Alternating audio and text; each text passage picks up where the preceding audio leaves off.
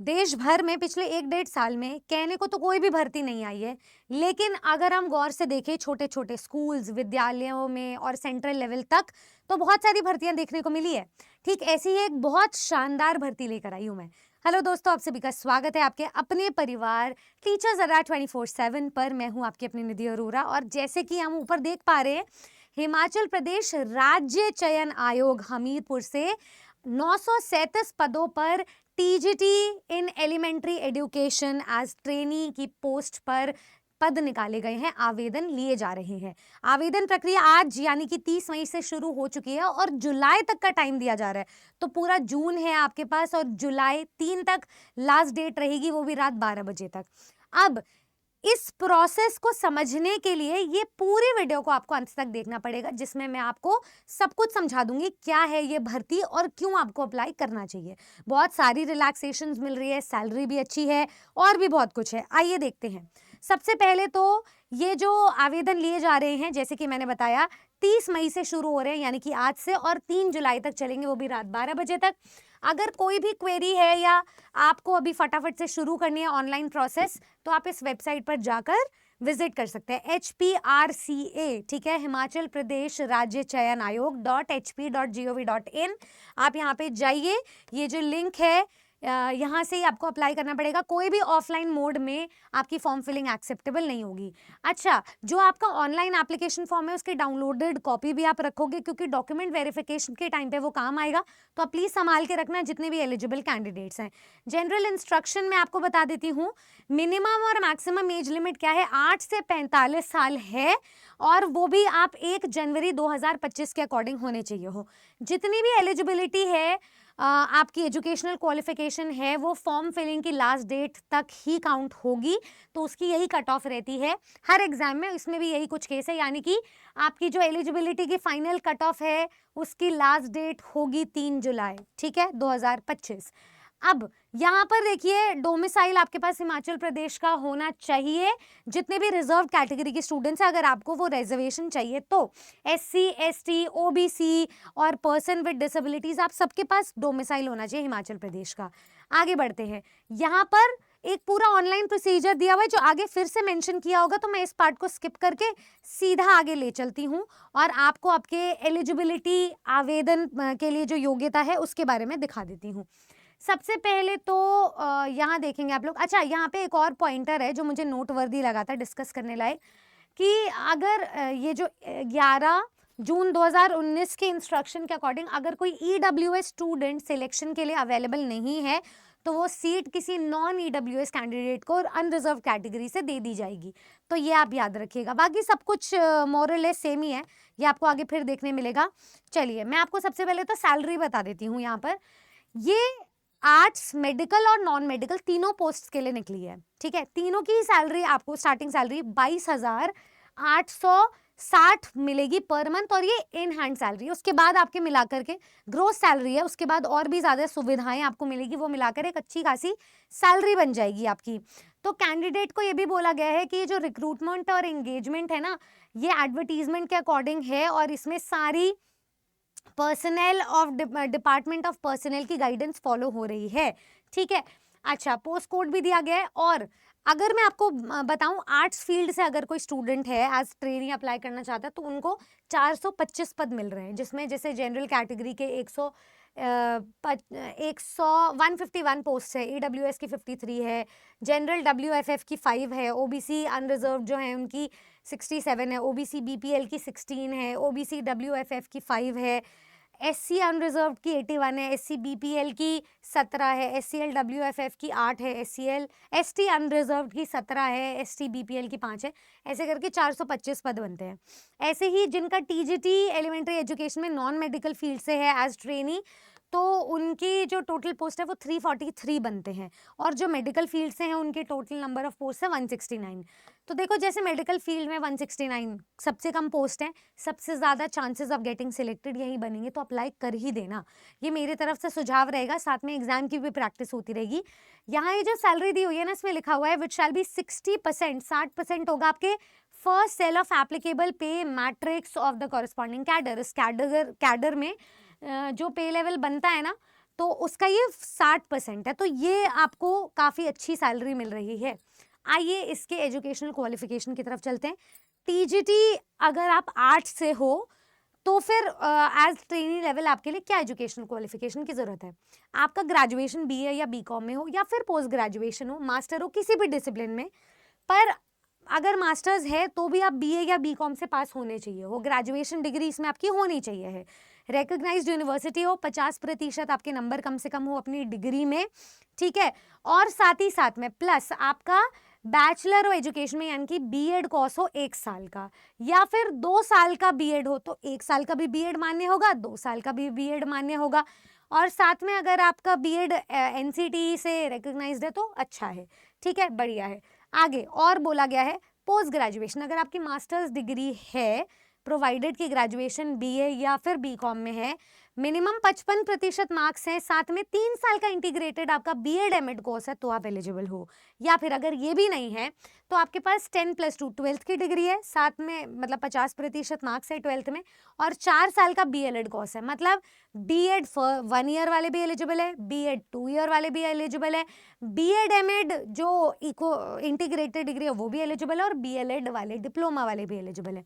या फिर 12th के साथ आपके 4 साल का अगर कोई बीए बीएड कोर्स है तो आप एलिजिबल हो, या फिर बीए बीकॉम 50% से पास हो और साथ में 1 साल का बीएड स्पेशल एजुकेशन में हो तो भी आप एलिजिबल हो, एंड लिखा हुआ है। तो ये सारी चीज़ों में से कोई एक चीज़ हो, साथ में आपका पास होना चाहिए टेट एग्जामिनेशन, और वो भी HP board of school education Dharamshala, district Kangra या कोई और एजेंसी से हो गवर्नमेंट के द्वारा, तो टेट, और साथ में बोला गया और any other agency authorised by government, अगर कोई भी गवर्नमेंट ऑथराइज्ड एजेंसी से आपका टेट एग्जाम पास है तो आप एलिजिबल हो। यानी कि यहाँ पे और लिखा हुआ है तो कहीं ना कहीं सीटेट की तरफ इशारा कर रहा है। देखो, प्रोवाइडेड दैट एक कैंडिडेट के पास ना 10th होना चाहिए, 10+2 होना चाहिए किसी भी स्कूल या इंस्टीट्यूशन से जो हिमाचल प्रदेश में है। तो अगर आप किसी भी और गवर्नमेंट ऑथराइज्ड टेट एग्जामिनेशन से पास हो तो उसमें कंडीशन ये है कि आपका 10th, ठीक है, और 12th हिमाचल प्रदेश की किसी संस्था से सिचुएटेड होना चाहिए, ये चीज़ होनी चाहिए, तब ये कंडीशन अप्लाई होगी। लेकिन ये कंडीशन बोनाफाइड हिमाचलीज के लिए अप्लाई नहीं होती है। डिजायरेबल क्वालिफिकेशन जिस पर आपको बोनस पॉइंट्स मिलेंगे वो ये है कि आपको हिमाचल प्रदेश के कस्टम, मैनर्स, उनके एथिक्स, डायलेक्ट्स, खड़ी बोलियाँ, ये सब की इन्फॉर्मेशन होनी चाहिए अगर कोई पेक्यूलियर कंडीशन हो हिमाचल प्रदेश में उसके अपॉइंटमेंट के लिए। अच्छा, साथ में ये बोला गया मिनिमम परसेंटेज मार्क्स जो है ना ग्रेजुएशन के, वो एप्लीकेबल उनको नहीं होंगे जिन्होंने ऑलरेडी एडमिशन ले रखा है बीएड में या फिर बीएलएड में 29 जुलाई 2011, इनको एक्सेप्शन मिल रहा है। दूसरा, 5% का रिलैक्सेशन आपको दिया जा रहा है मिनिमम एजुकेशन क्वालिफिकेशन में, और दूसरा क्वालिफाइंग मार्क्स में भी, टेट में भी 5% का रिलैक्सेशन है, और आपकी एजुकेशनल क्वालिफिकेशन में भी। जैसे अगर नॉर्मल 50% है तो आपका 45% पे काम चल जाएगा आपकी ग्रेजुएशन या पोस्ट ग्रेजुएशन की डिग्री में। अगर आप SC ST OBC या PW कैटेगरी में से बिलोंग करते हैं, वो भी हिमाचल प्रदेश की, यानी कि उसके लिए डोमिसाइल होना ज़रूरी है।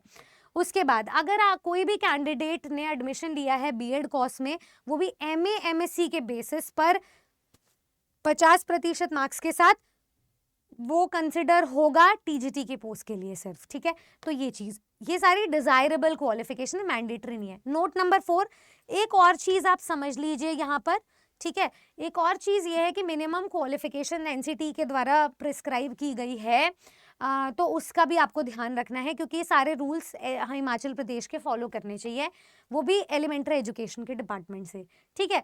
अच्छा, साथ ही साथ में मैं आपको बता देती हूँ, अगर टीजीटी नॉन मेडिकल से अगर आप ट्रेनी की पोस्ट पे अप्लाई करें तो आपके पास बीएससी होना चाहिए नॉन मेडिकल में, या पोस्ट ग्रेजुएशन हो कोई भी साइंस के फील्ड में, लेकिन आपका ग्रेजुएशन जो है ना बीएससी नॉन मेडिकल में होना चाहिए, ये चीज़ याद रखना। जैसे बीए बीकॉम वाला कोर्स था ना, वैसे ही यहाँ पर बीएससी होना चाहिए।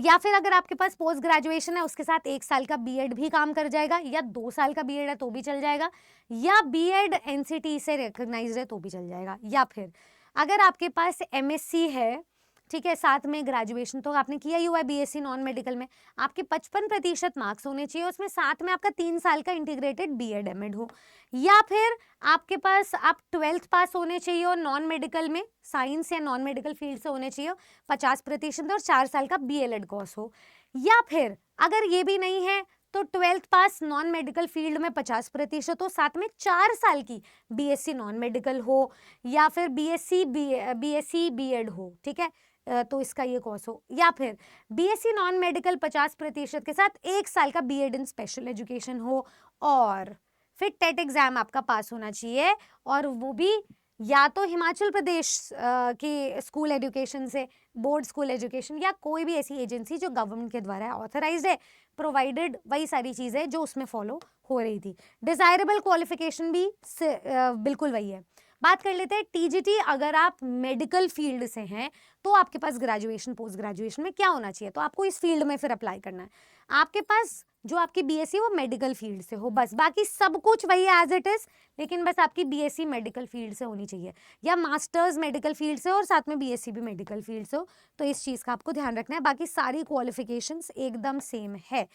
अच्छा, मोड ऑफ सिलेक्शन क्या क्या रहेगा आपका, या तो सीबीटी एग्जाम होगा या फिर रिटन स्क्रीनिंग टेस्ट होगा 100 नंबर का, ठीक है, 2 घंटे आपको दिए जाएंगे।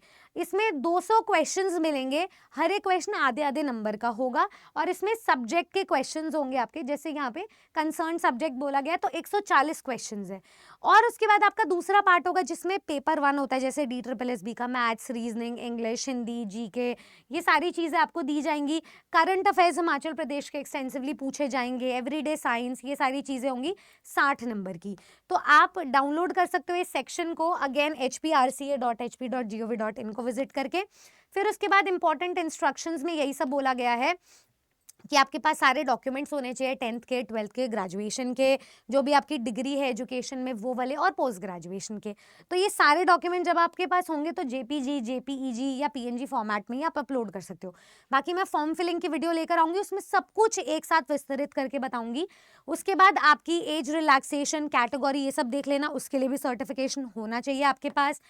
उसके बाद एसेंशियल क्वालिफिकेशन अगर है तो आप अप्लाई करोगे सिर्फ ऑनलाइन, फैक्स या ऑफलाइन मोड से आप नहीं भिजवा सकते हो। आपको कॉपी रखनी पड़ेगी अपने एडमिट वो उसकी ऑनलाइन एप्लीकेशन की, ताकि आप डॉक्यूमेंट वेरिफिकेशन के टाइम पे दिखा सकें।